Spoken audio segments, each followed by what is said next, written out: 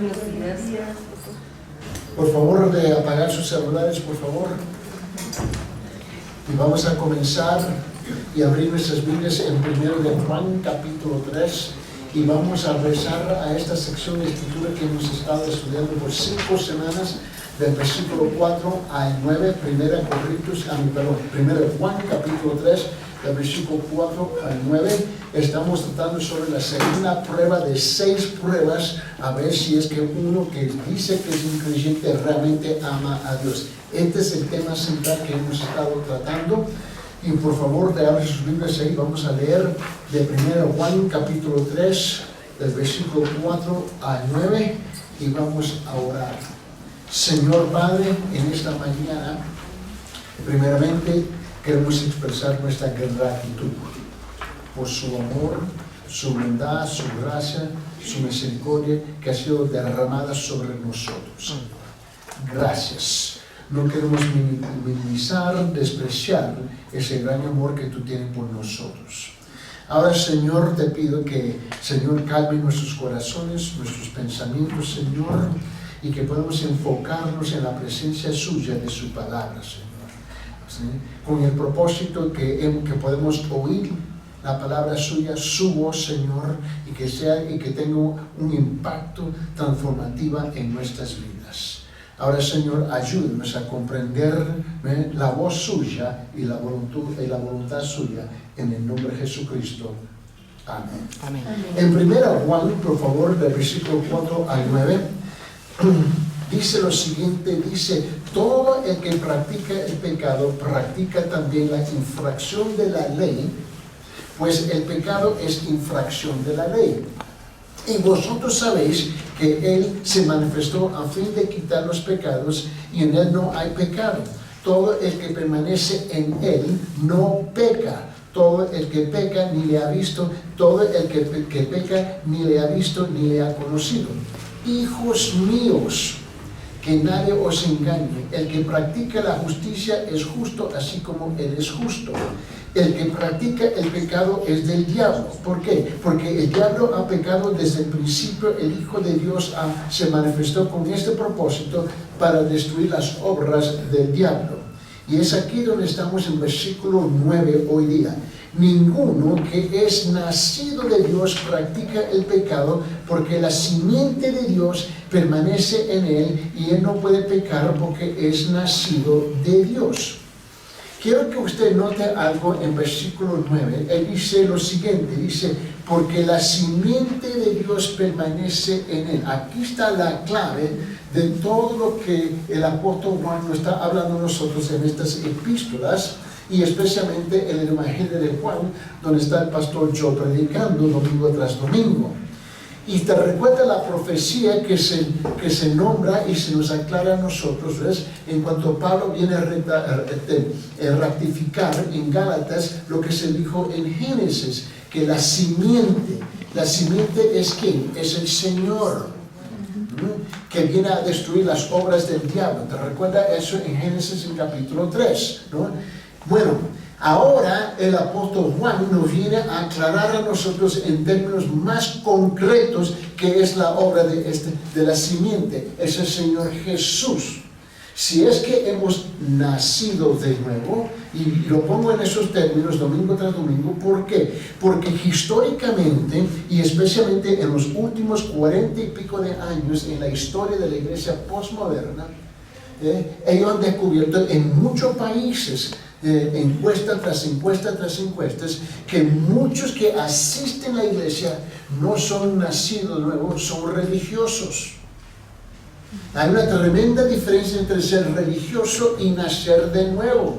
El religioso está enamorado con los protocolos, los sistemas de rituales y ceremonias, las cosas que hacer en la iglesia porque se hace sentir bien y piensa que está haciendo bien y que su relación está bien.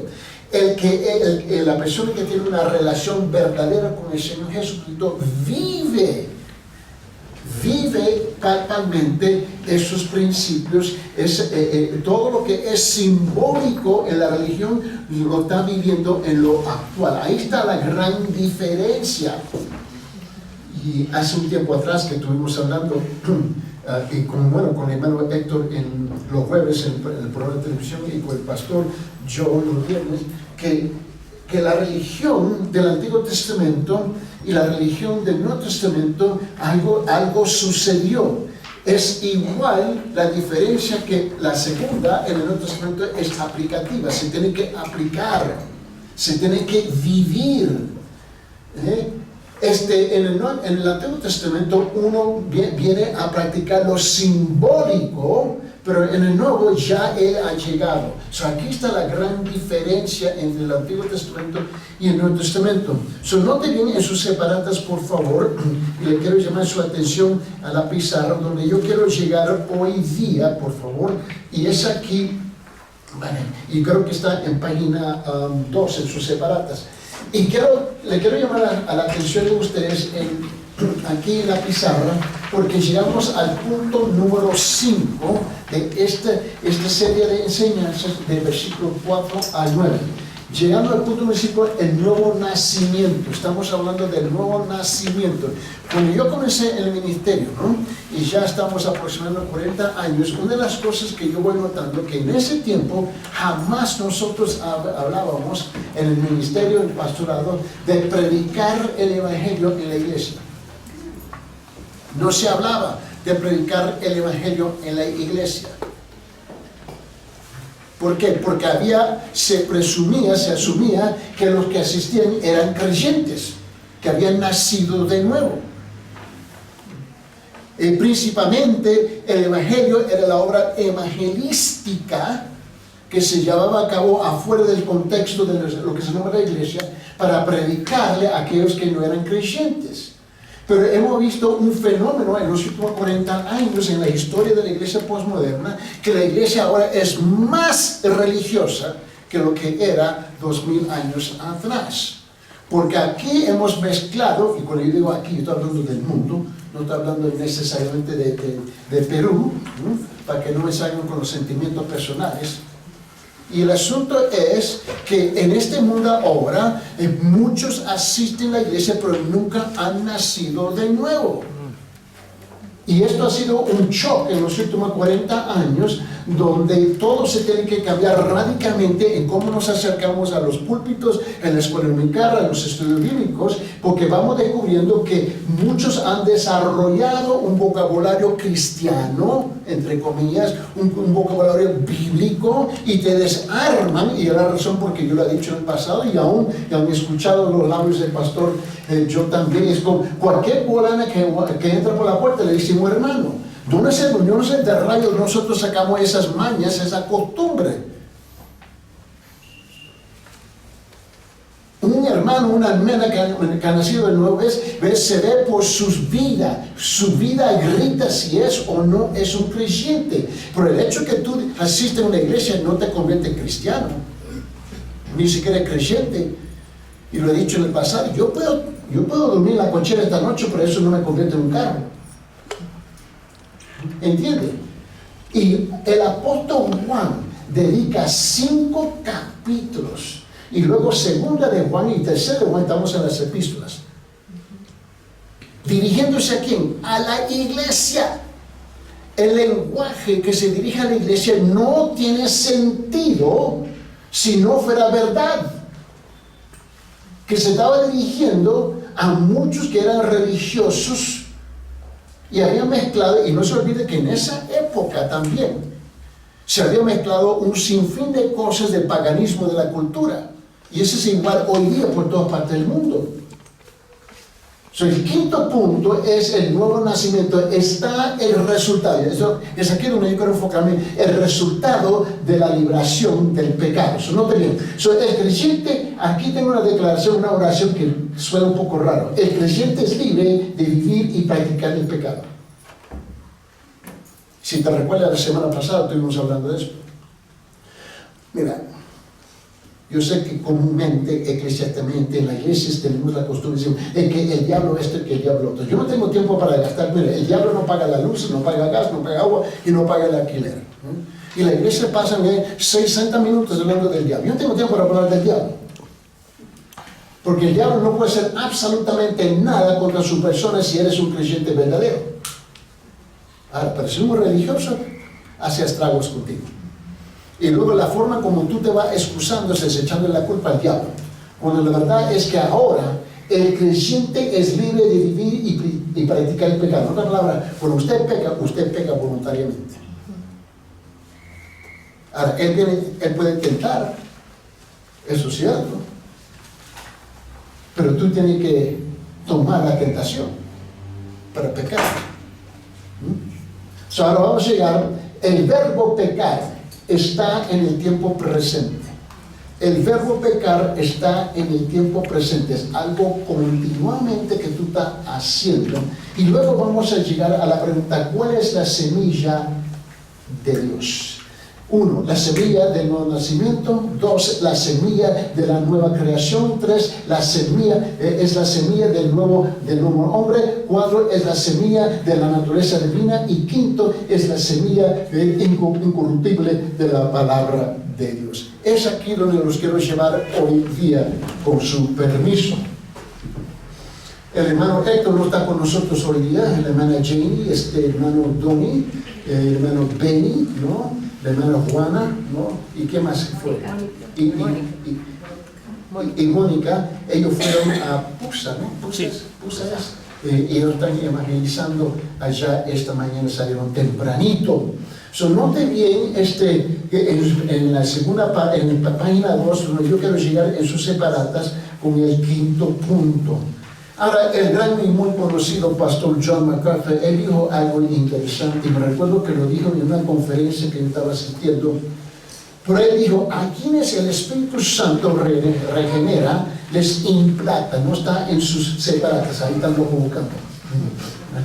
Pero escuche bien, a quienes el Espíritu Santo regenera, les implanta el principio de vida divina, la cual Juan describe como una simiente. Dice, así como un nacimiento humano resulta de una semilla implantada que crece hasta convertirse en una nueva vida física, así también la vida espiritual empieza cuando en el momento de la regeneración la simiente divina es implantada, ¿no? Es implantada por el Espíritu dentro de aquel que cree. Por eso se dice nacer de nuevo. Ahora, cuando su criatura nació, ¿no es cierto que su criatura no se quedó un día nacido? A ver, hermana Gaby, ¿no es cierto que esos 2 gigantes de hijos que tú tienes no se quedaron ahí? Por ley tuvieron que crecer. Ahora es un hombre completo, una mujer completa y tiene sus propias familias, ¿cierto? Físicamente nosotros nacemos. Todo el mundo comprende eso. Ahora, no estoy diciendo eso para insultar su inteligencia, porque por supuesto tú lo entiendes. Pero ¿dónde es que nos estancamos? Que no lo creemos cuando se aplica espiritualmente. Cuando usted nace de nuevo, tú tienes que crecer y madurar. Y la locura es que la gente insiste en quedarse igual por los próximos 20 años. Algo está mal. Algo está completamente mal. Note bien.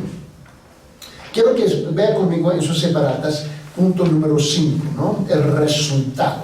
Dice en versículo 9, ninguno que es nacido de Dios practica el pecado. ¿Por qué? Note la razón, porque la simiente, el Mesías, Jesús, el Cristo de Dios permanece en él y no puede pecar porque es nacido de Dios. Cristo no puede pecar.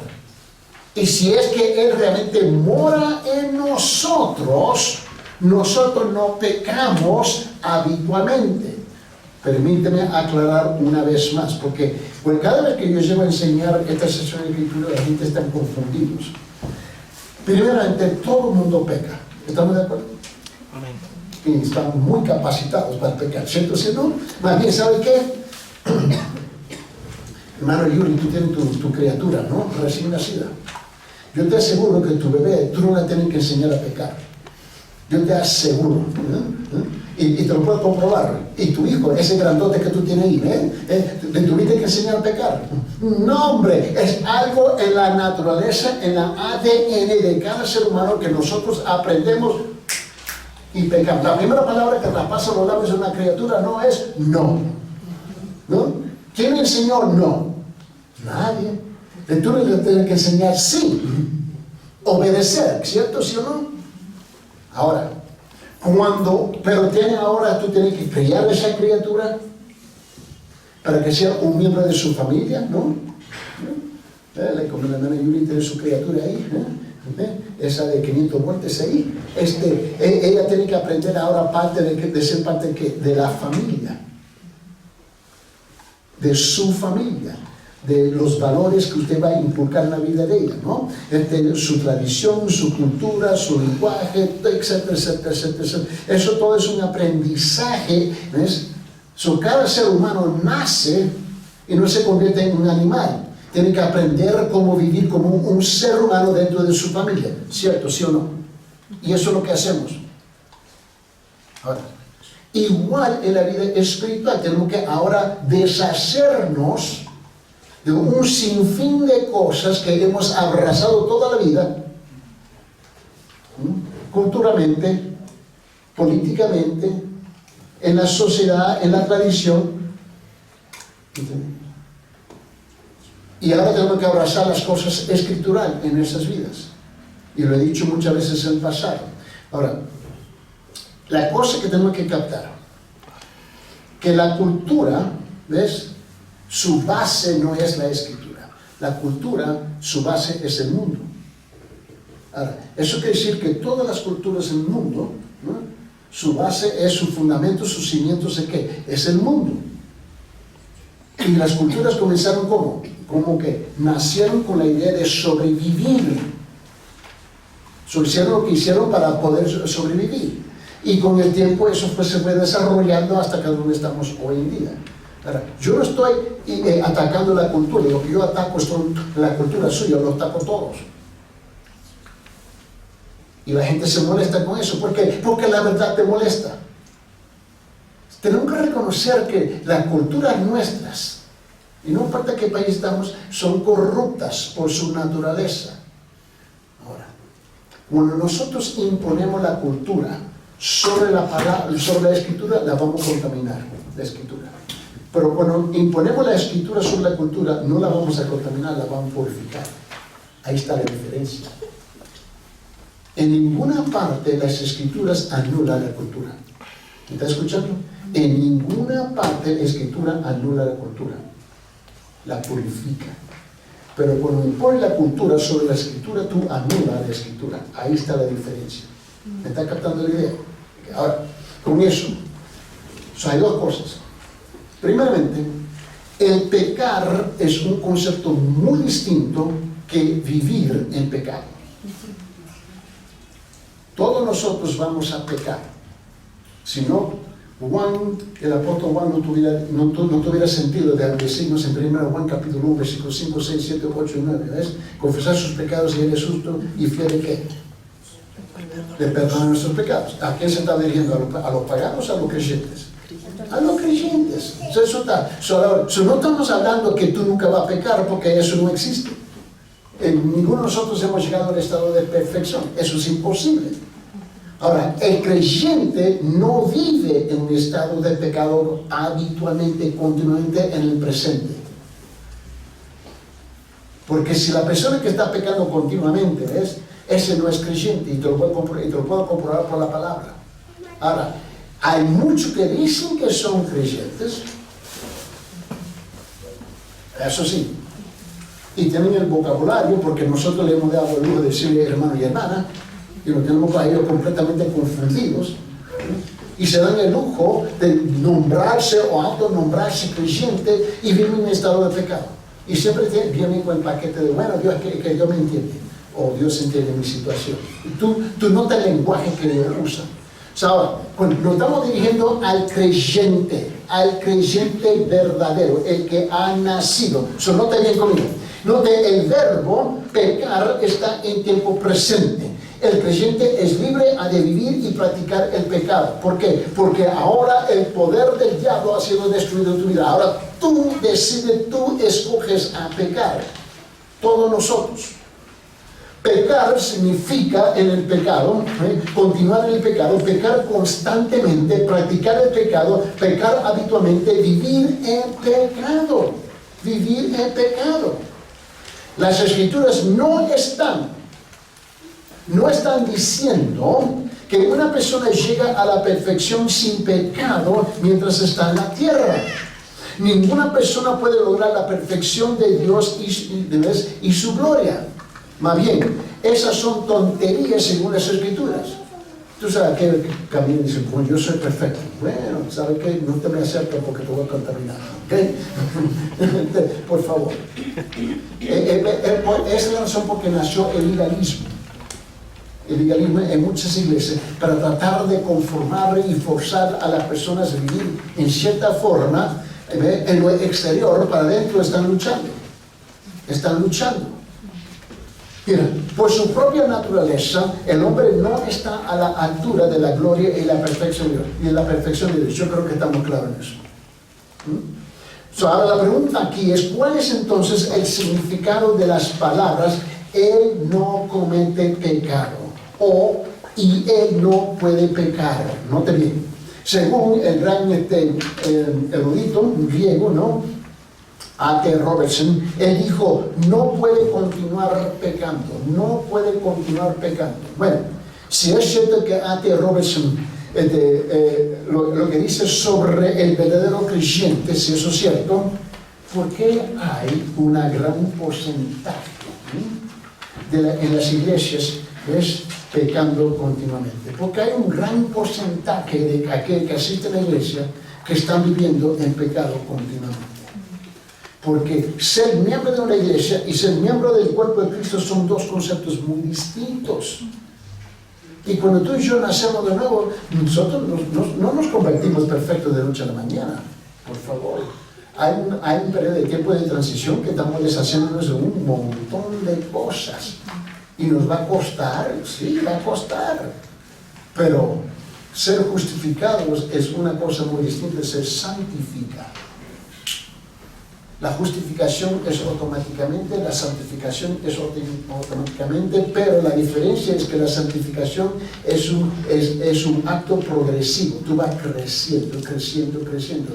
Es como la criatura del hermano Yuri, ¿no? Tú ves que nació y está creciendo, y un día va a ser una mujer completa.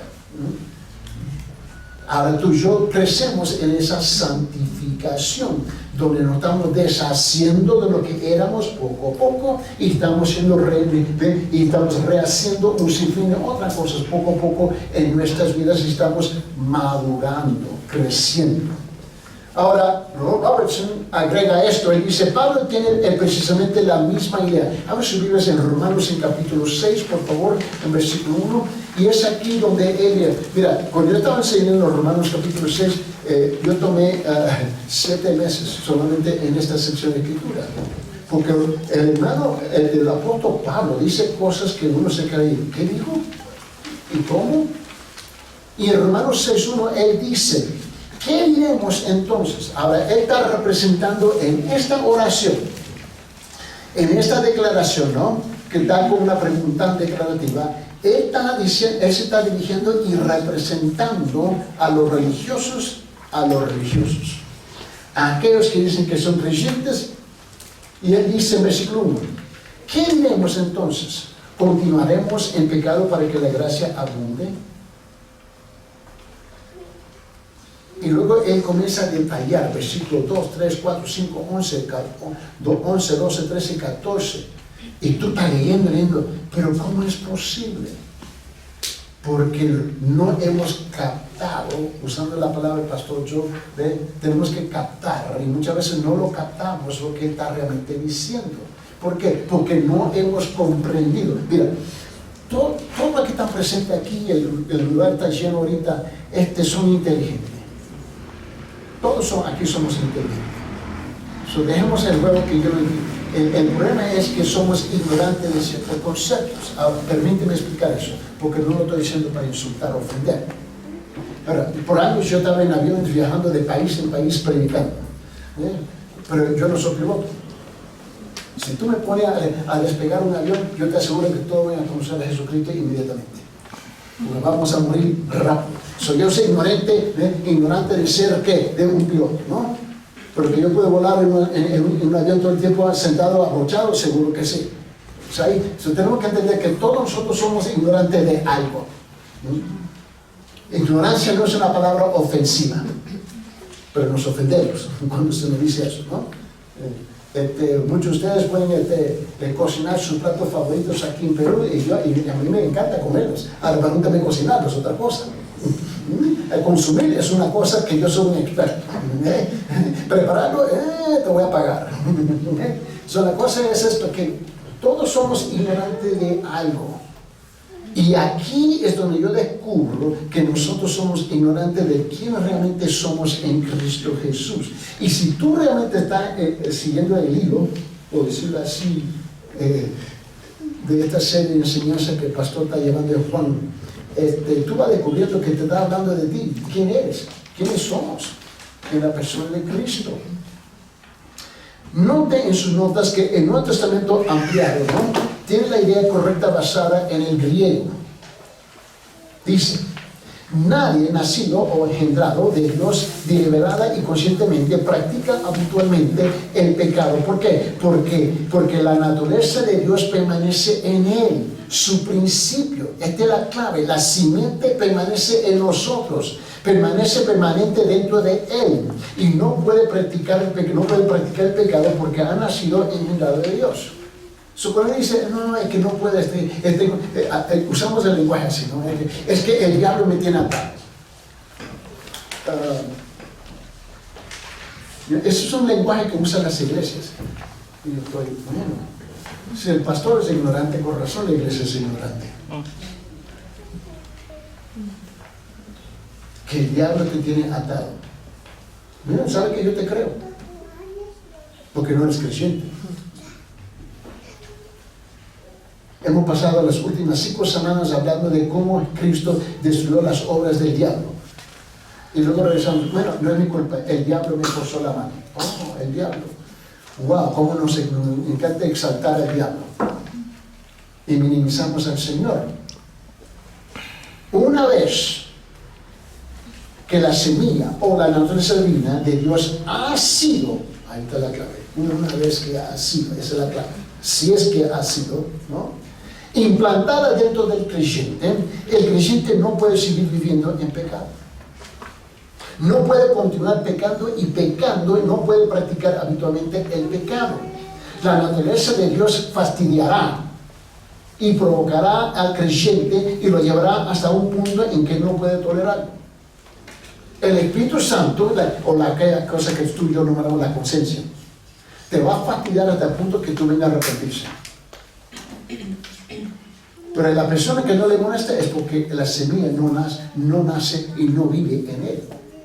Tu conciencia está cauterizada, muerta, frito, papa frita. Pero un creyente va a estar molesto. Ahora, puede desobedecer, puede ser testarudo, terco, y resistir por un tiempo, pero la cosa se va ya donde tu conciencia ya te molesta. Aún, tú llega el momento no te puedes fijar en el espejo. O sabiste que pecaste contra otra persona y no lo puedes mirar en los ojos. ¿Nunca has visto eso? La gente te mira y así te hablan. Chao, ¿qué tal, hermano? ¿Cómo está? Y siguen caminando. Tú sabes que esa persona está en un proceso que el Espíritu Santo está tratando con él o con ella. Esas son buenas noticias. Porque si no trata contigo, te deja así igual, como un pingüino congelado y eres indiferente a las cosas. Pero demos la gracia que no nos encontramos así. Si continúa en el pecado, hay pruebas claras. Aquí está la frase. Si continúa en el pecado, hay pruebas claras de que nunca ha sido nacido de Dios. Y tú le dices eso a la gente y se molesta contigo. El creyente genuino, verdadero, ama a Dios por lo que Dios ha hecho por él en Cristo. Dios ama al hombre en la forma más suprema posible, entregando a su Hijo para que muriera por el hombre. Por lo tanto, el creyente ama a Dios, lo ama con todo su corazón y quiere complacer a Dios. También es esto lo que hace que el creyente genuino se aparte del pecado. Recuerda lo que dijo José cuando la esposa de Potifar lo tentó. ¿Te recuerdas eso? Abre sus Biblias en Génesis capítulo 39, versículo 9. Génesis capítulo 39, versículo 9. Y está en sus separatas también. Dice, no hay nadie más grande que yo en esta casa, y nada me ha rehusado excepto a ti. La mujer estaba convencida, pero iba a conquistar. La mujer sabía muy bien lo que estaba haciendo. Le cantó la canción a José: yo tengo tantas curvas y tú no tienes frenos, vamos. Y él dijo chao y se fue. Dijo, no hay nadie más grande que yo en esta casa, y nada me ha rehusado excepto ti, pues tú eres su mujer. ¿Cómo entonces iba yo a hacer esta gran maldad y pecar contra Dios? José tenía una conciencia implantada por el Espíritu de Dios que él no iba a violar, ¿ves?, ese hogar, ¿ves?, y tocar a la mujer de su amo. Tú puedes tener una tentación, definitivamente. Eso está claro. Todos somos tentados. La pregunta es si usted recibe la tentación. Dice, no, hermano, es que tú no entiendes. Las tentaciones aquí son horribles, son terribles. Esto y que lo otro, y que esto y que lo otro. Y no puedo soportar. No, es que tú no quieres soportar. Bueno, nosotros intercambiamos una palabra, intercambiamos un concepto. Vamos a decir que este papelito es la tentación. A ver, Ángel, por favor, póngase el pie ahí. Tú tienes una o dos, ahí está bien, tú tienes una o dos opciones. Yo soy tentador. Aquí está la tentación. Pero tú tomas la decisión. Tentación y decisión siempre van juntas.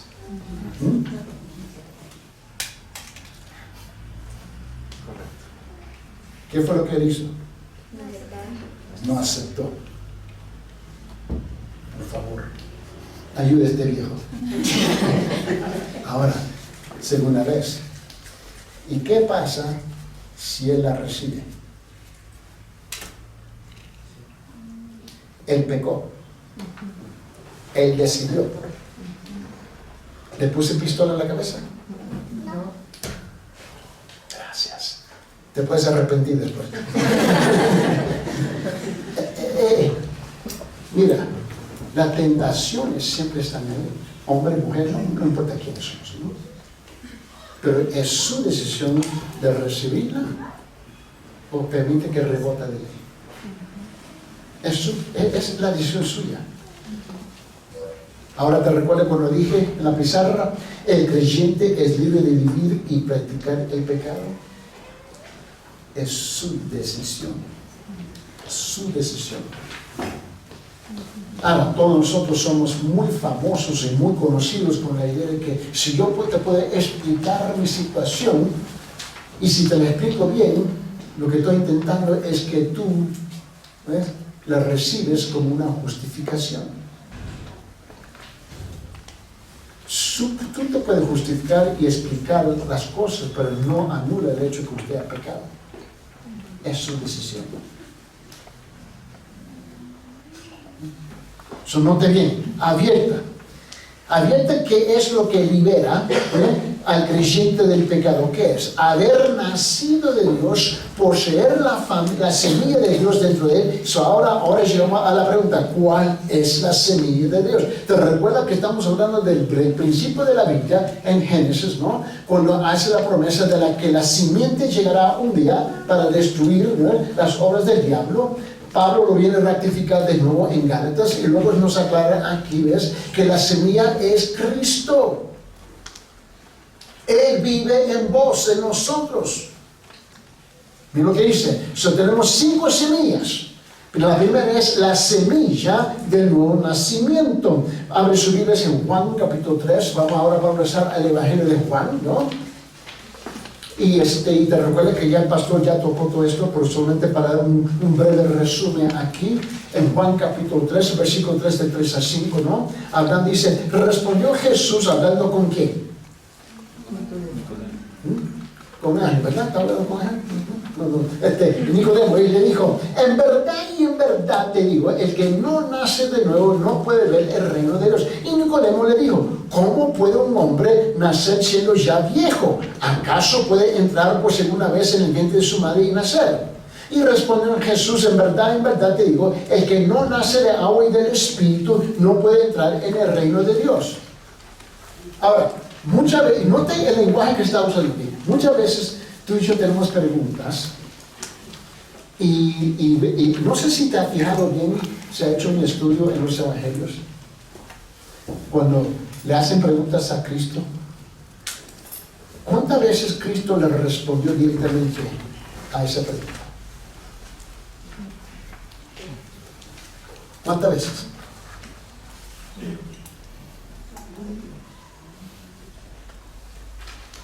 Estaba hablando con religiosos, estaba hablando con gente que eran conocidos de las Escrituras, porque te recuerdas que siendo judío está hablando con los judíos, ¿no?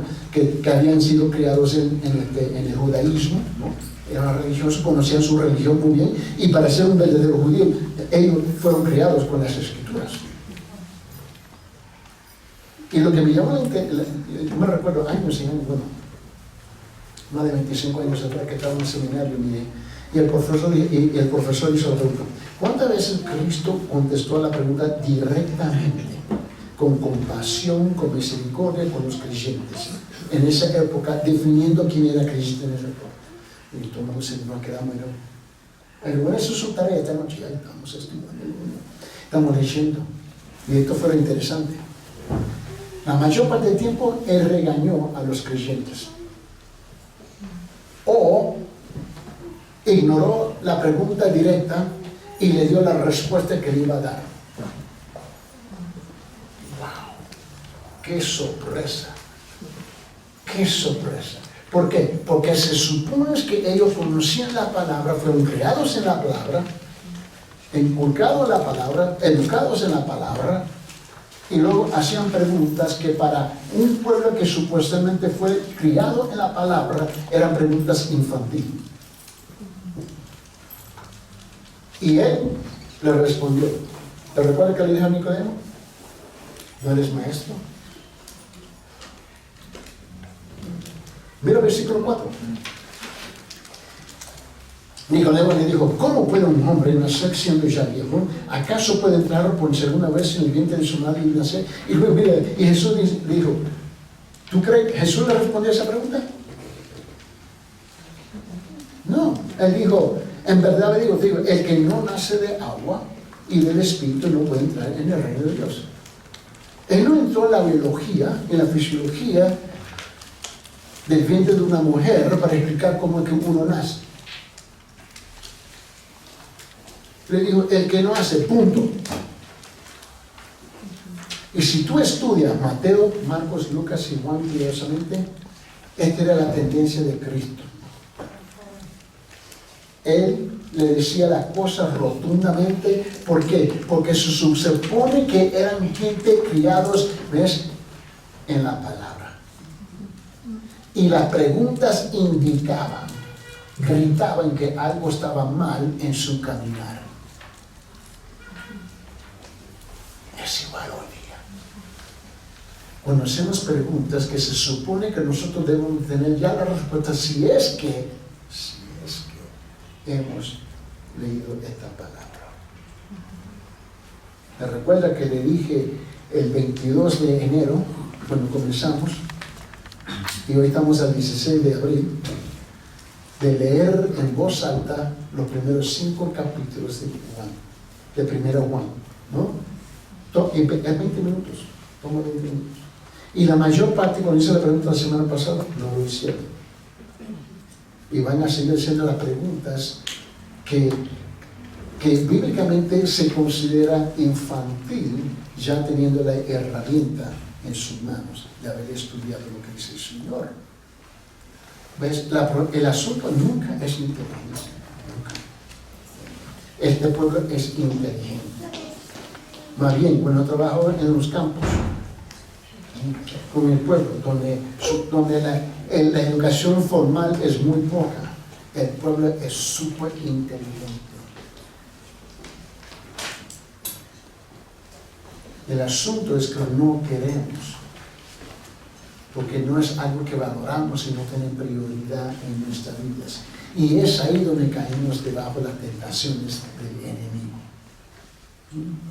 La segunda semilla es la semilla de la nueva creación. Ahora, nacer de nuevo es una cosa. Ser una nueva creación es otra cosa. ¿Han entendido, hermana Gaby, que Nita está aquí o ya se fue? Ya se fueron. Ya se fueron, estaba aquí. No, okay. O sea, ella nació. ¿Estamos de acuerdo? No la encontraron en un lugar. Ella nació. ¿Okay? Ahora, y ustedes disfrutaron el tiempo con ella, ¿verdad? Y que la está muy linda. Y disfrutaron, ¿no? Ahora mire bien. Su criatura nace, pero se tiene que convertir en una nueva criatura.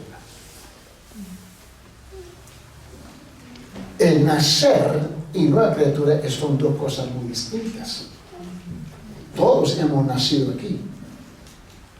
Mira lo que él dice en 2 Corintios capítulo 5, versículo 17. 2 Corintios capítulo 5, versículo 17, por favor. Dice esto: de modo que si alguno está, note la declaración, si alguno está en Cristo, nueva criatura es. Las cosas viejas pasaron y aquí son hechas nuevas. Ya. Si yo sigo igual, después que supuestamente he nacido nuevo, algo está mal, ¿sí o no? Algo tiene que estar mal. Si mi vida no cambia, de modo que si alguno está, note la declaración, de modo que si alguno está en Cristo, coma, pausa, nueva criatura es. Las cosas viejas pasaron y aquí son hechas nuevas. Pero si mi vida nunca cambia, algo no sucedió. A pesar que tengo el vocabulario y las palabras cristianas bíblicas, pero tu vida grita lo contrario. ¿Por qué tú crees que el mundo nos dice a nosotros que somos una bola de hipócritas? ¿Por qué? Porque somos hipócritas, por favor. Decimos una cosa y hacemos otra. Bueno, el mundo hace igual. No hay ninguna diferencia. La única diferencia es que el mundo tiene un estándar más alto que nosotros. Mira, el mundo dice, bueno, usted dice que es un creyente. O sea, en la cabeza del mundo dice, bueno, en ese caso, tú debes tener un estándar más alto. Mira, es irónico que el mundo conoce que el estándar debe ser más alto. Y nosotros actuamos como los mundanos. Y tú quieres saber, ¿por qué nos dicen que somos hipócritas? Porque lo somos. Ustedes son una bola de fanáticos, aleluyas, amén, que se tienen un sinfín de frases y nombres para nosotros. Y por años y años, pregunto a mi esposa, los hermanos entraban los domingos en culto y dicen, buenos días, hipócritas. Se quedaban. Y ya sabían. ¿Por qué? Porque muchos dicen que son lo que no son, pretenden ser lo que no son. La tercera semilla es la semilla del nuevo hombre. Efesios capítulo 4, versículo 24. Mira bien, estas son las pruebas, las evidencias. Dice lo siguiente: y os vistáis del nuevo hombre, el cual en la semejanza de Dios ha sido creado en la justicia y santidad de la verdad. ¿Eso es cierto? ¿Eso ha pasado con nosotros? Colosenses capítulo 3, versículo 10. Él dice, y os habéis vestido, note los verbos aquí. Es algo que yo tengo que hacer. Dice, y os habéis vestido de nuevo hombre, el cual se va renovando hacia un verdadero conocimiento. ¿Ve? Se va renovando. Tú y yo vamos a estar en un proceso continuamente, conforme a que a la imagen de aquel que lo creó. Nadie aquí es perfecto, ninguno de nosotros, pero estamos madurando, creciendo poco a poco. Pero si tu vida no cambia después de 6 meses, 1 año, 3 años, 5 años, algo está mal. Algo está mal aquí. La cuarta semilla es la naturaleza divina. Nota lo que dijo el apóstol Pedro. Y la cosa que tenemos que aprender a hacer es siempre escuchar la voz del Espíritu Santo en la voz de estos profetas y apóstoles cuando ellos escribieron. Dijo, por medio, 2 Pedro capítulo 1, versículo 4, por medio de las cuales nos ha concedido sus preciosas y maravillosas promesas, a fin de que por ellas lleguéis a ser partícipes de la naturaleza divina, habiendo escapado de la corrupción que hay en el mundo por causa de la concupiscencia. Él ha depositado algo en nosotros. Por ahora nosotros nos convertimos en los administradores de lo que Él ha depositado en nuestras vidas. Si tú vas y viene con una persona y tú y dice, bueno, yo tengo una necesidad y tú vas y le das 1,000 soles y la persona con los 1,000 soles, ahora ellos tienen la responsabilidad de hacer qué? De administrar esos 1,000 soles, ¿cierto o cierto? Supuestamente para la necesidad que tienen. Pero en vez de eso se van a la playa y hacen otra cosa. Ahora la segunda vez vienen contigo y dicen, necesito 1,000 soles. ¿Y qué creo que tú le dices la segunda vez? No. No se oye. De repente ella ya habla chino, no se oye, ¿no? Tú y yo, todos nosotros tenemos una responsabilidad. Mira, la obra soberana de Dios y la responsabilidad humana siempre trabajan conjuntos. Yo tengo una responsabilidad de llevar a cabo y cumplir con las cosas que Dios ha depositado en mi vida. Ahora, note la quinta, es la semilla incorruptible de la palabra de Dios. En 1 Pedro capítulo 1, versículo 23 dice, pues habéis nacido de nuevo. Note que él asume, pues habéis nacido de nuevo, ¿sí o no? No de una simiente corruptible, sino de una que es incorruptible, es decir, mediante la palabra de Dios que vive y permanece. ¿Por qué es que llegamos al culto cada domingo y el pastor está predicando la palabra? Él no tiene el lujo de predicar la política, o tradición, o cultura, o cualquier otro tema, o hablar de las películas en Hollywood. Creo que tiene que predicar la palabra. Porque es la palabra, ¿no?, que hace la obra en nosotros. Ahora, otra forma de decir lo mismo sería, la semilla de Dios dentro del creyente es el Espíritu Santo, el propio Espíritu de Dios mismo. Es el que ayuda al creyente a conquistar el pecado y evitar a pecar. Es el Espíritu de Dios que motiva al creyente a amar y a centrarse en Cristo. Y su misión, en lugar de hacerlo en el mundo, sus placeres y posesiones. Es el Espíritu de Dios que motiva al creyente a no pecar. Yo puedo escoger, otra vez, más, dice la pizarra, el creyente es libre de vivir y practicar pecado. Yo tengo opciones.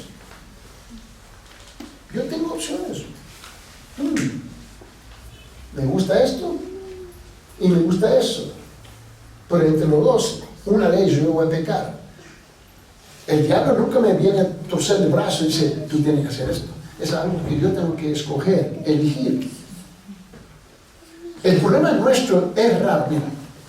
Es raro cuando tú y yo tenemos que luchar entre el mal y el bueno. Es obvio.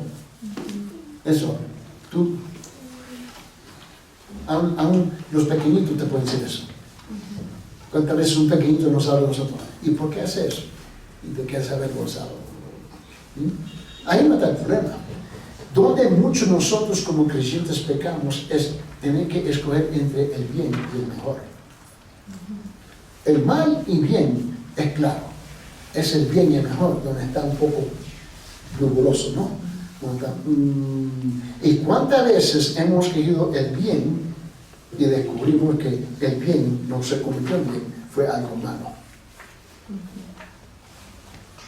Es ahí donde luchamos muchas veces.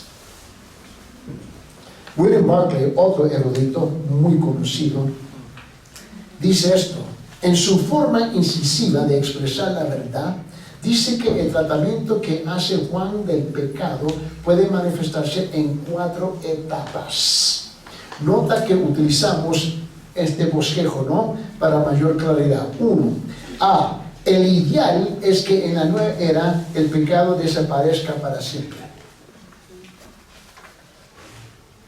Entonces yo vamos a entrar en un lugar que es la gloria de Dios, el paraíso, el cielo, el reino del Señor, ¿no? Y ahí no vamos a encontrar el pecado. Eso está claro, ¿no? Eso es lo ideal. B. Los cristianos deben intentar hacerlo verdad y con la ayuda de Cristo. Deben luchar para evitar actos individuales de pecado. Es una lucha, tú y yo luchamos. Tenemos que luchar. ¿Por qué? Porque la conciencia del Espíritu de nosotros, la alarma toca, ¿no?, y dice, algo no está bien aquí. Quizás tú no puedes identificar algo específicamente, y muchas veces tú y yo no podemos identificar algo específicamente, pero sabemos que algo está mal. Y pues mira, cuando yo veo que algo está mal, pero no lo puedo identificar, échame atrás.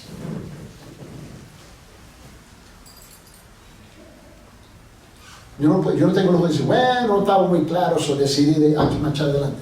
No.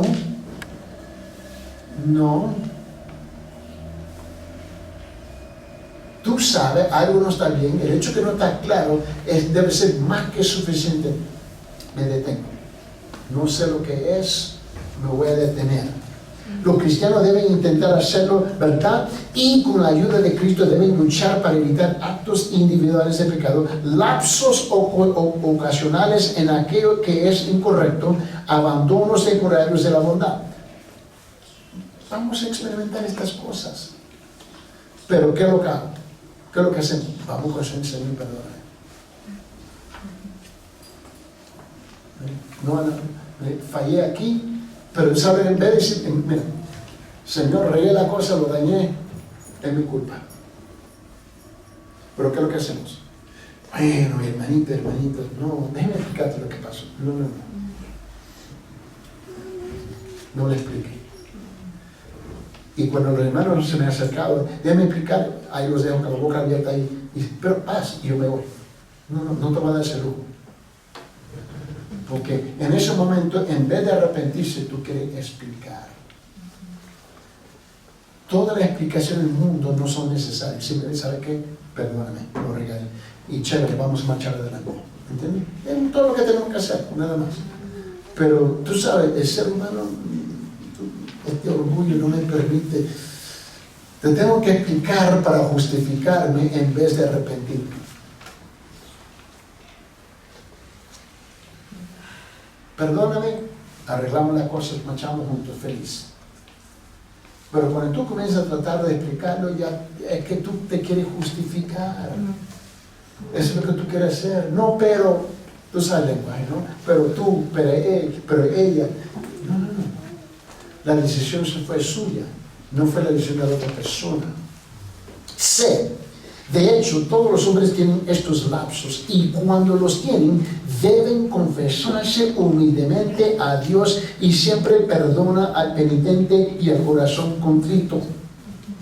D. Pero a pesar de ello, ningún cristiano puede ser un pecador deliberado y constante. Ningún cristiano puede hacer que el pecado sea la política de su vida. Ningún cristiano puede vivir una vida en la que el pecado es dominante y decisivo en todas sus acciones. Puede tener lapsos, pero no puede vivir en pecado como la atmósfera misma de su vida. Barclay continúa y él dice esto, y me encantó, y me recuerdo esto, cuando estaba en el seminario años atrás, y me recordé, lo estaba buscando y lo encontré, porque me recuerdo que dijo, y lo hallé, ¿sabes? Lo hallé anoche. Y por fin, pero él dijo, me encantó, porque lo dijo de una forma que tiene mucho sentido. Digo, Juan no está poniendo ante nosotros aquí un perfeccionismo aterrador. Él no lo está poniendo. En el que está exigiendo una vida que es total y absolutamente sin pecado. Pero él está exigiendo una vida que está siempre vigilante contra el pecado. Una vida que siempre pelea la batalla de la bondad. Una vida que nunca se ha rendido al pecado. Una vida en la que el pecado no es el estado permanente, sino solo aberración temporal. Una vida en la que el pecado no es el camino normal aceptado, sino el momento anormal y derrota. Ahí está la diferencia. Juan no está diciendo que el hombre que permanece en Dios no puede pecar, pero está diciendo que el hombre que permanece en Dios no puede seguir siendo un pecador consistente y liberado. ¿Cuántas veces hemos oído de una forma u otra forma que el pastor John nos dice en la predica del libro del Evangelio de Juan, nos dice la misma cosa, otra palabra, pero llega al mismo punto? En 1 Juan capítulo 2, versículo 1 y 2, regresamos ahí, él dice, hijitos míos, os escribo estas cosas para que no pequéis, y si alguno peca, lo vamos a hacer. Abogado tenemos para con el Padre, Jesucristo el justo. Él mismo es la propiciación por nuestros pecados, y no solo por los nuestros, sino también por los del mundo entero. Mira lo que dice en 1 Juan capítulo 1, versículos 6 al 10. Si decimos que tenemos comunión con Él, pero andamos en tinieblas, mentimos y no practicamos la verdad. Mas si andamos en la luz como Él está en la luz, tenemos que comunión con los unos con los otros, y la sangre de Jesús, su Hijo, nos limpia de todo pecado. Si decimos que no tenemos pecado, nos engañamos a nosotros mismos y la verdad no está en nosotros. Si confesamos nuestros pecados, Él es fiel y justo para perdonarnos los pecados y para limpiarnos de toda maldad. Si decimos que no hemos pecado, le hacemos a Él mentiroso y su palabra no está en nosotros. 1 Juan capítulo 5, versículo 4. Dice, porque todo lo que es nacido de Dios vence al mundo, y esta es la victoria que ha vencido el mundo, nuestra fe. 2 Corintios capítulo 7, versículo 1. Por tanto, amados, teniendo estas promesas, limpiémonos de toda inmundicia de la carne y del espíritu, perfeccionando la santidad en el temor de Dios. Ahora, note lo que dice el apóstol Pablo aquí, que tú y yo tenemos la responsabilidad de limpiarnos. Nadie me baña, yo me baño a las olas.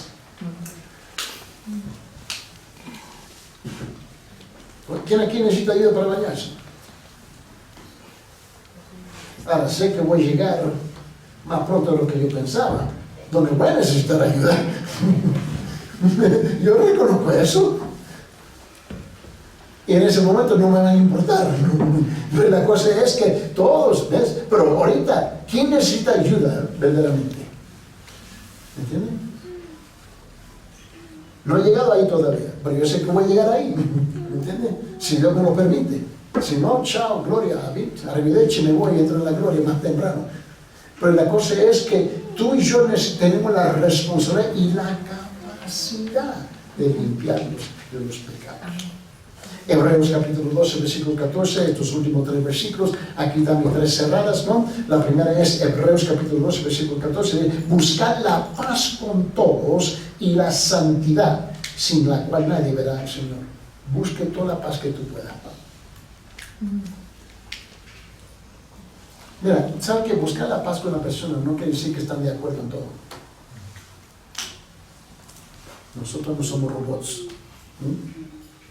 Segunda, 1 Pedro capítulo 1, versículo 16. 1 Pedro 1, 16, él dice, porque escrito está, y aquí este versículo nos cuesta, sed santos, porque yo soy santo.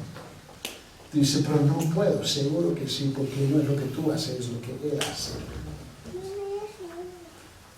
Y tercero, 2 Pedro capítulo 3, versículo 11, vamos a concluir aquí.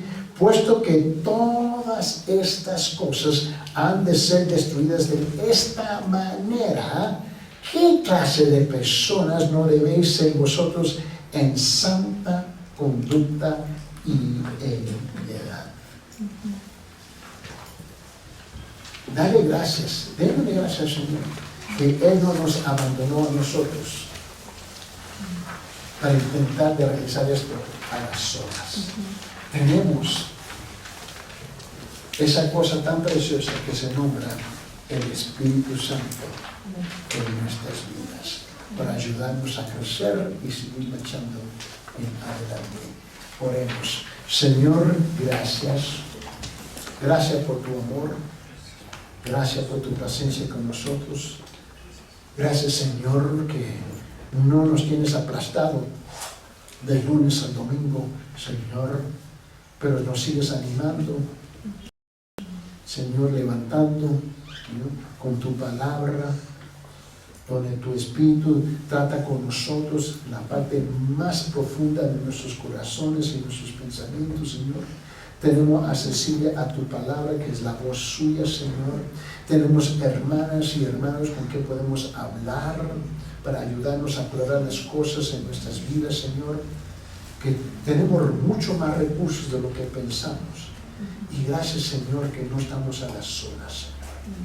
Tenemos hermanos y hermanas en la fe que nos puede ayudar, Señor. Y gracias, Señor, que nosotros no tenemos que haber alcanzado un nivel especial de espiritualidad, porque todos estamos creciendo continuamente. Señor, gracias que nos ama y te amamos. En el nombre de Jesucristo y en el pueblo del Hijo. Amén. Dios lo bendiga.